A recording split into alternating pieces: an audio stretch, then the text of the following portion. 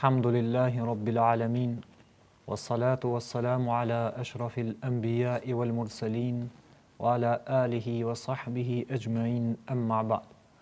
Falëndrojmë dhe lavdrojmë Allahun Azza wa Jall, vetëm atë falëndrojmë dhe vetëm prej tij ndihmë dhe falje kërkojmë. Allahu Azza wa Jall, atë që udhëzon nuk ka kush që e humb, dhe atë që e humb Allahu Azza wa Jall nuk ka kush që e udhëzon pas tij. Besoj, dëshmoj dhe deklaroj para jush se nuk ka Zot tjetër i cili e meriton adhurimin me të drejtë për vetëm se Allahut Azza wa Jall, dhe se Muhammedi sallallahu alaihi wasallam është rob dhe i dërguar i tij. Salavatet ja dërgojmë pejgamberit sallallahu alaihi wasallam, familjes së tij të ndershme, shokëve të tij besnik dhe të gjithëve atyre të cilët e ndjekin në rrugën e të dërguarit të Allahut Muhammedit sallallahu alaihi wasallam deri në frymëmarrjet e tyre të fundit, derisa ta takojnë pra Allahun Azza wa Jall.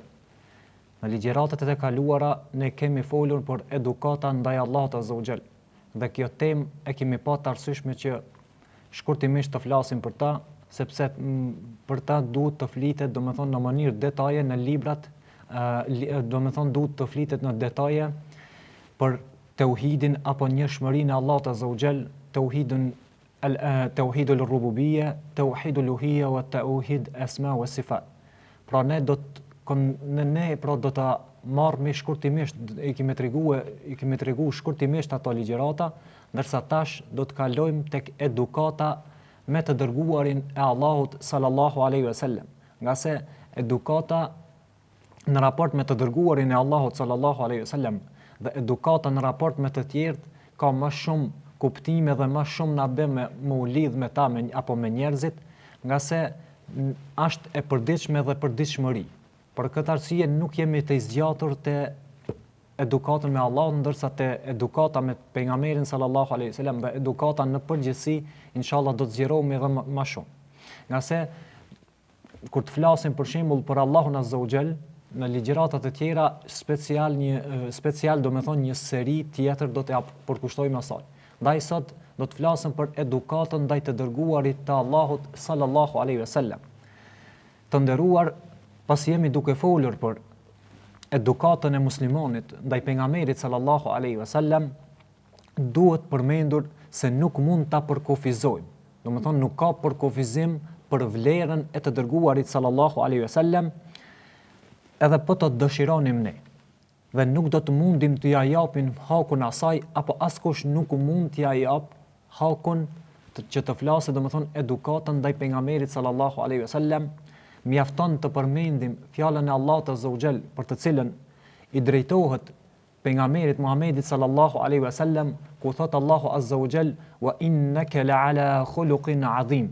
Me të vërtetë, ti o pejgamber, ti o Muhammed sallallahu alaihi wasallam, vërtet je në një shkallë të lartë të moral. Pra kjo është për kufizimit në të cilën Allahu Azza wa Jall e ka përshkruajtur pejgamberin e tij në surën Qalam.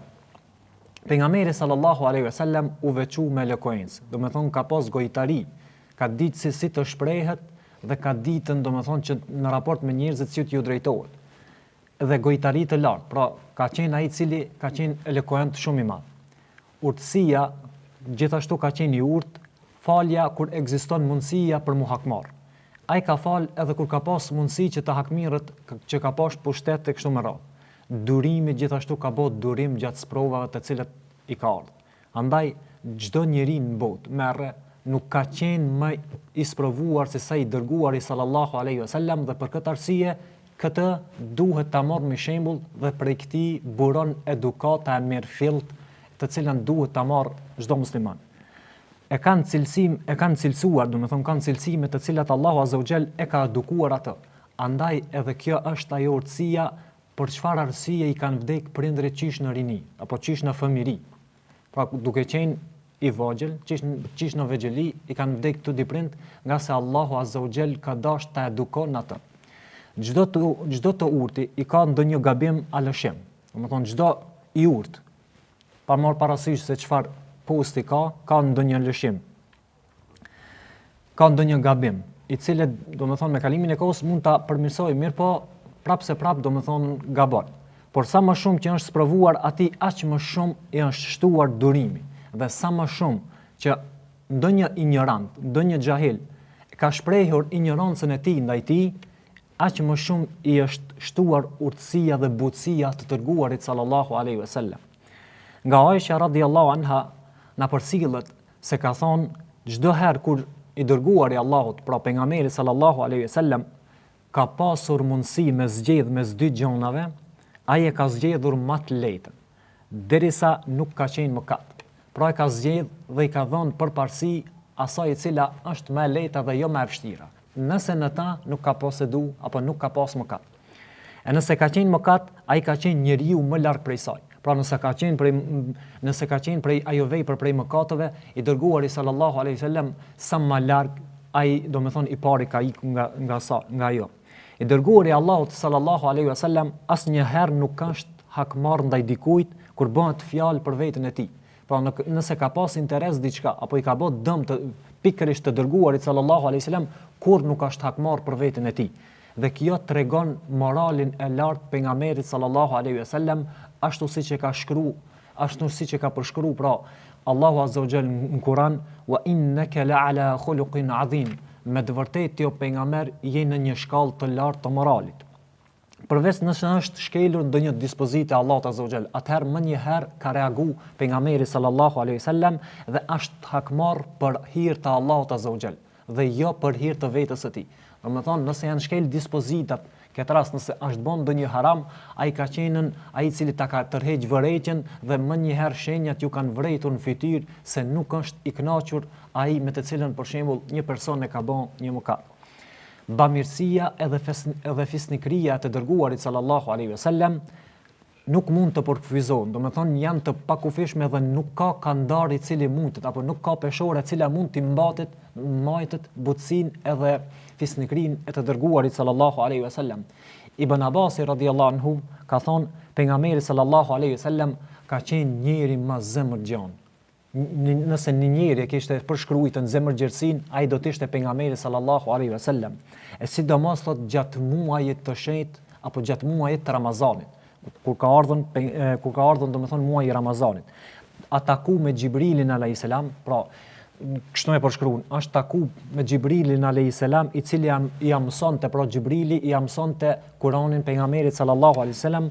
Vërtet, pra i dërguari Allahut sallallahu alaihi wasallam ka qenë më i dobishëm se sa era me dobi të mëdha të esaj që janë gjithë përfshirë. Kur vjen një erë, domethënë ka dobi të saj.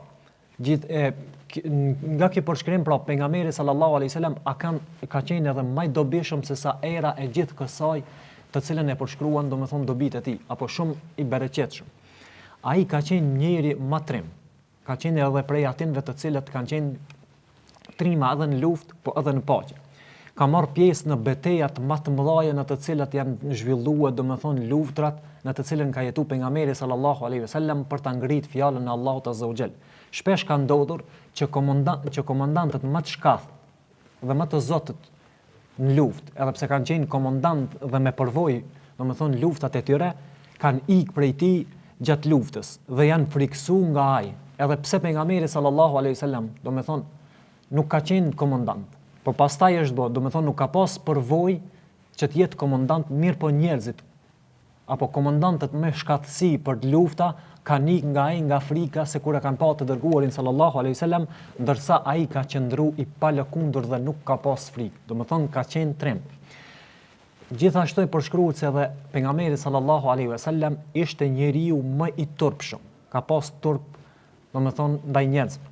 Nga Ebu Said el-Hudriu radhiyallahu anhu transmetohet se pejgamberi sallallahu alaihi wasallam ka thonë, transmetohet se ka thonën i dërguari sallallahu alaihi wasallam ka qenë më i turpshëm se sa beqarja në gjirdekun e saj. Domethënë beqarja kur të martohet me njeri dhe nuk e ka pa asnjëherë atë njeri, pra kur të hijen dhëndër në natën e parë, qish turprohet prej burrit të saj, pra kështu ka qenë domethënë edhe morali dhe turpi pejgamberit sallallahu alaihi wasallam.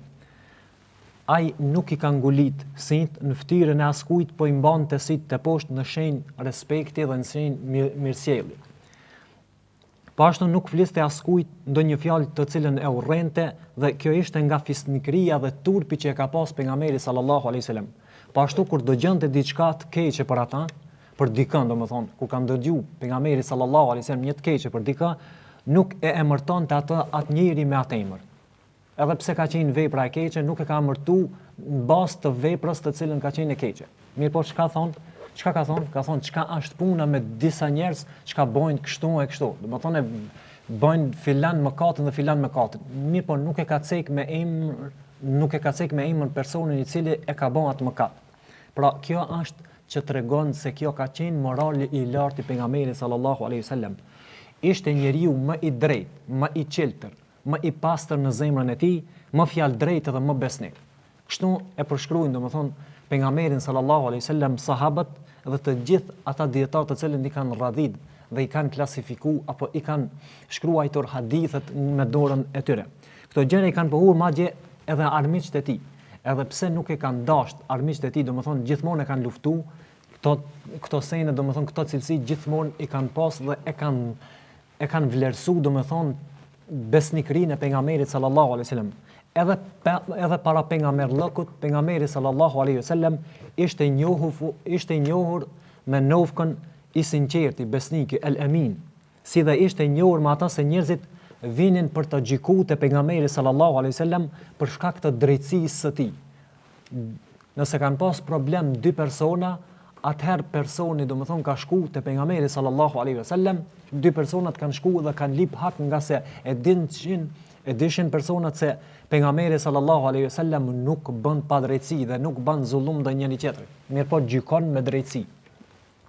Ka qenë edhe njeriu më modest, pra siç njihet njeri nëse është modest, njerëzit më afër atij rrin. Dhe këtë cilësi e ka pas pejgamberi sallallahu alaihi wasallam. Domethënë çdo cilësi e cila e përshkruhet si mirë, si e mirë, atë cilësi dije se ka pas pejgamberi sallallahu alaihi wasallam. Prandaj edhe për ta thirrët në Kur'an që ta ndjekni të dërguarin e Allahut sallallahu alaihi wasallam, sepse në ta është shembulli më i mirë.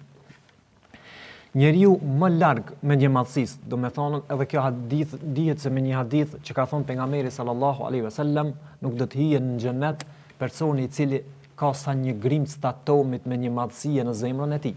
Nuk mundet me hiqë një person në xhenet. Dhe pejgamberi sallallahu alaihi wasallam ka qenë më larg me njëmadhësisë.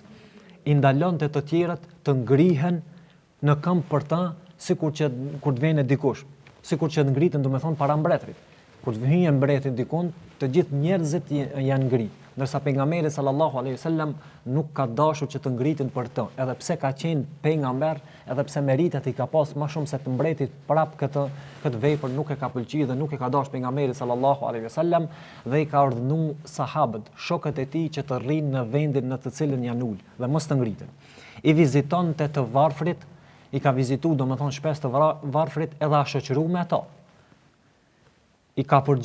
Ju ka përgjigj nëse ja ka bën një thirrje robi, ju ka përgjigj thirrjes dhe ka shku tek ai në mesin e shokëve të tij, domethënë është ul sikur se janë ul ata.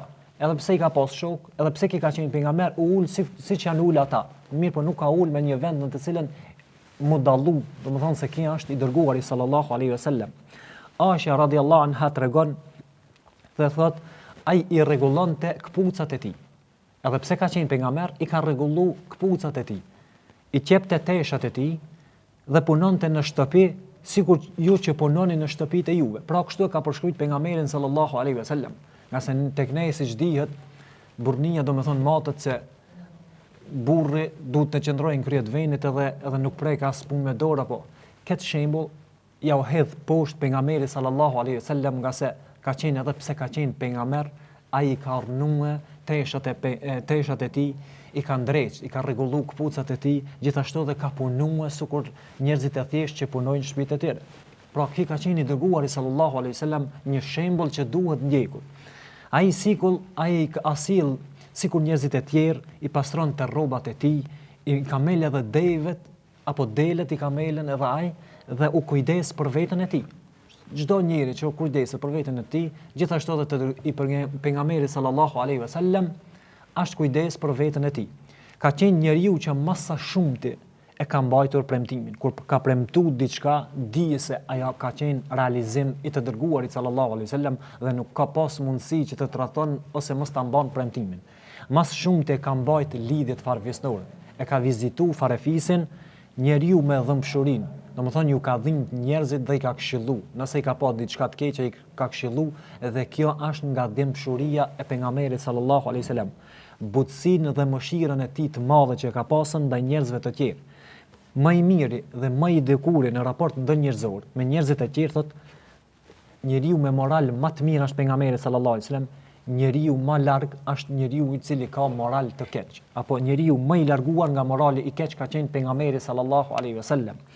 Ai nuk ishte i vrasht, domethënë i egër me njerëzit e tjerë edhe as zemër ashpër. Gjithashtu nuk ishte zëmadh i zhurmshëm në përtrege, domethënë me ngrit zonin siç ngritet te na zonin më të madhe në përtrege, mirë po ai ka fol butësisht dhe pa zhurmë në përtreg. Edhe në përtreg ka pas këtë, domethënë ka qenë shembull kudo qoftë. Ka qenë shembull në xhami, ka qenë shembull në treg, ka qenë shembull në udhë, ka qenë shembull me shok, ka qenë shembull në shtëpi, ka qenë shembull me bashkëshortën, ka qenë shembull me fëmijët, ka qenë shembull në të gjitha aspektet e jetës. Prandaj domethënë duhet patjetër që të mirët shembull nga pejgamberi sallallahu alaihi wasallam, nga se marrja e shembullit pejgamberit sallallahu alaihi wasallam është shpëtim për neve në këtë botë dhe në botën tjetër. Dhe ka qenë domethënë njeriu i cili ka qenë i butë dhe i ka dashur edhe ata të cilët e dojnë butësinë. Të keqen nuk e ka kthyer asnjëherë me të keqe, mirë po falte dhe ishte tolerant. Pra, edhe pse ka kthy dikush me të keqe, edhe pse ka pas mundësi, siç e cekëm në fillim, se ka pas mundësi me ja kthy me të keqe, mirë po ai ka qenë tolerant edhe e ka fal. Ai nuk linte askënd të este mas tij. Mbrapa, domethënë mbrapa ti nuk i linte që të ese dikush nga se e shinte këta si jo edukat ndaj pejgamberit sallallahu alaihi wasallam. Nuk dalloi nga shërbëtorët e tij në ushqim apo veshje. Domethënë ka qenë modest edhe në ushqim edhe në veshje. E shërbente njeriu që i shërbente atij. Nëse dikush e ka shërbi pejgamberin sallallahu alaihi wasallam, gjithashtu dhe ai ja kthente shërbimin e tij. Domethënë ku për shembull ka pas raste që i kanë dhënë pejgamberit sallallahu alaihi wasallam ujë dhe pejgamberi sallallahu alaihi wasallam i ka shërbi edhe atin veçerëve ujë. Kështu ka qenë morali i tij. Dhe kur, domethënë me shërbëtorët e tij, kur nuk i ka thonë as of, ose për një punë të cilët nuk e kanë bën, nuk i ka kanë thonë pse e ke bën ose pse nuk e ke bën, që o dasht me bën. Pra, edhe pse ka pas drejt, ai nuk e ka përdorur, domethënë pejgamberi sallallahu alaihi wasallam mi tregue personit në fjalë që pse nuk e ke bërë këtë vepër, nga se morali i tij ishte shumë i lartë. I donte të varfrit a shoqëru me to. Edhe të varfrit i ka dashur shumë dhe a shoqëru me ta, merrte pjesë, domethënë i ka përcjell kur ka vdekur një varfër ka përcjell deri te vorrezat.